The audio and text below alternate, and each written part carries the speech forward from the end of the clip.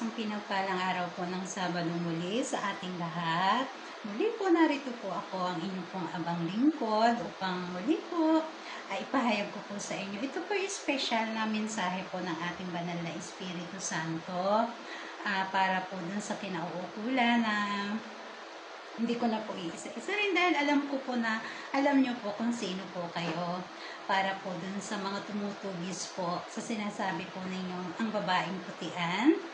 Mula pa po nung unang-una, ang babae pong putian na tinutugis po ninyo ng kampon po ng kadiliman, ang mga mangkukulam po at mambabarang, ay nais pong ipabatid sa inyo ng banal na Espiritu Santo na ang babae pong putian yan na tinutugis ninyo na mula pa po ng unang-una hanggang sa kapanahunan sa mga oras pong ito ay wala pong iba kundi ang nag-iisa po niyang katawan, ang ating pong mahal na Birhen, ang Diyos na kataas-taasan.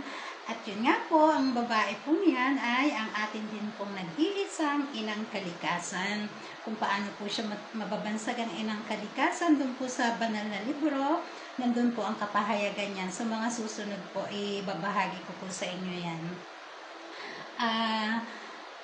Ang babae pong putian na ito na inyo pong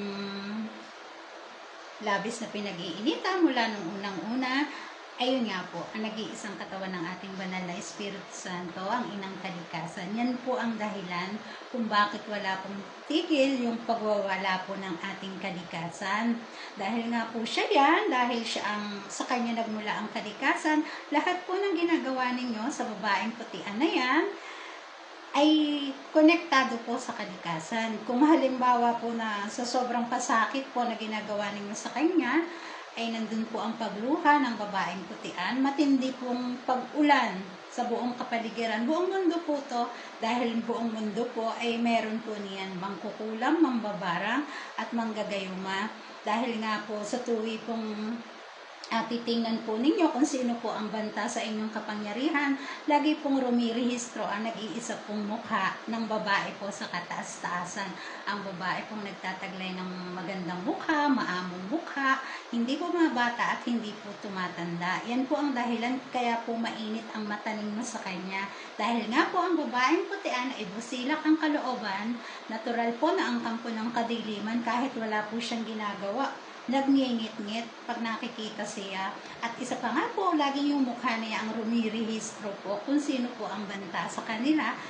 Kaya nga po, ang akala po ninyo ay nakapuntos tayo, wala namang alam yung babaeng yan, saan mang lupain niya naroon. Ayun nga po, ang inang kalikasan po ay siya. So, sa bawat pasakit po, bawat pagluha, matinding bagyo, ulan. Tapos kung yun naman po, yung atakihin nyo, yung kanyang puso, yung kanyang dibdib. Yun nga po, yung matinding mga pagsabog ng mga bulkan. Tapos po yung pagyanig, ang paglindol po. At yun nga po, yung matindi po naman na La Niña, El Niño, La Niña, at saka po yung sobrang tag-araw. Ayun po ay yung isinasalang nyo siya, kung ano man po yung ritual ninyo. Lahat po yan ay ibinabalik po sa atin ng kalikasan. Dahil kung ano nga po yung ibinato ninyo, siya po yung bumabalik sa ating lahat, na apektado po ang lahat. Kung yung sikmura naman po niya, yung ang inaatake nyo, matindi pong paghihirap, matinding paghihirap, gutom, pasakit, yan po yung nararanasan nating lahat. At dahil nandun po yung inggit ninyo, dahil ang babae pong ito hindi tumatanda, hindi po siya bumabata, laging maamo, maganda ang mukha, winawasak po ninyo yung panlabas niyang lalong-lalo na po yung kanyang maamong mukha. Yun nga po, yung mga pagyanig, mga pagguho ng mga bato, ng mga lupa, yan po ang sanhi niyan. Medyo maselan po, pero kailangan ko pong ihayag dahil yan po ang sekreto kung bakit po walang humpay at tigil ang pagwawala ng ating kalikasan, dahil hindi rin po kayo tumitigil sa pagtatrabaho po upang ang babaeng putian ay maidapa ninyo mula pa po nung unang-una na namasdan nyo siya hanggang sa kasalukuyan. Ang banal na Espiritu Santo po na ang nagsasabi na ang babaeng putiang yan ay ang nag-iisa niyang katawan. At siya po mula po nung una hanggang sa kasalukuyan po ay nandito po po sa ibaba, nakakasalubong natin, nakakasalumuhan natin. Yun nga lang po, hindi natin alam. Basta ang alam nyo, isang babae na putian, na mainit ang dugo nyo dyan, kailangan ganyan, wasakin natin yan. Ayan po ang dahilan ng walang humpay na dilubyo. Nakita naman ninyo po, sunod-sunod na po ang nangyayari sa kapaligiran. Nananawagan po ang banal na Espiritu Santo para po doon sa may mga pag-asa pa. Tama na po. Nasa pinali na po tayo eh. Kung ano man po yung ipinaglalaban yung kaharian o korona o trono, hindi po itong lupain na ito ang lugar ninyo para po dun sa naninindigan na hanggang sa dulo ay yaan na kayo. Ang lupain pong ito'y babalik sa likas na paraiso at ang katawan po ng ating Diyos na kataas-taasan, inang kalikasan at mahal na Berhen po ay nasa ibaba. Sa karugtong po ng Harden ng Eden, ang lupang hinirang po. Nasa pinali na po tayo. Nananawagan po ang banal na Espiritu Santo na para dun po sa may kahit katiting na pag-asa pa. Tama na po. Kung lahat pong ginagamit ninyo sa pagre-ritual, sa dilim, kung gusto po ninyo makalaya, pagsama-samahin po ninyo at ihugos po ninyo doon po sa kailaliman, sa pusod po ng dagat. Upang kailanman po, hindi na po kayo kayang gambalain ng kampo ng kadiliman. Habang may pag-asa pa po, ang ating banal na Espiritu Santo po'y nananawagan. Tama na po. Dahil ang ating pong Diyos na kataas-taasan, ang banal na Espiritu Santo at ang Diyos sama ang ating Panginoong Hesukristo ay tatlong persona sa iisang Diyos. Sila po yung tunay. Lumugar po tayo kung saan po yung tamang lugar natin. Dahil kailanman po wala pong makakakuha po ng pagka-Diyos nila. Dahil sila po yan eh, ang liwanag at kinang po nila kailanman ay hindi kayang tapatan ng kahit na sino man.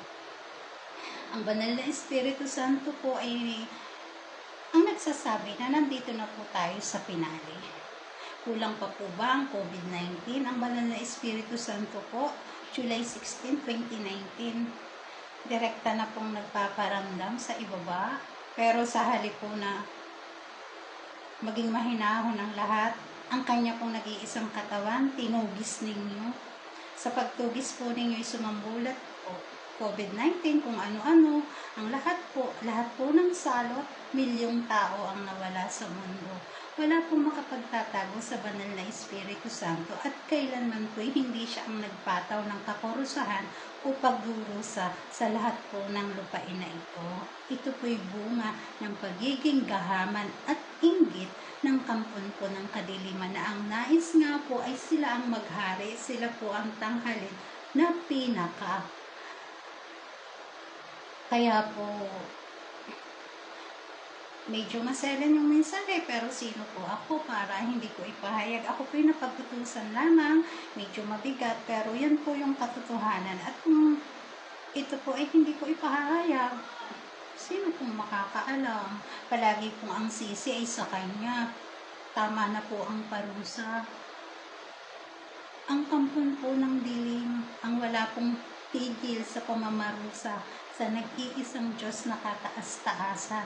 Ang naging kasalanan lang niya ay siya'y naging putian.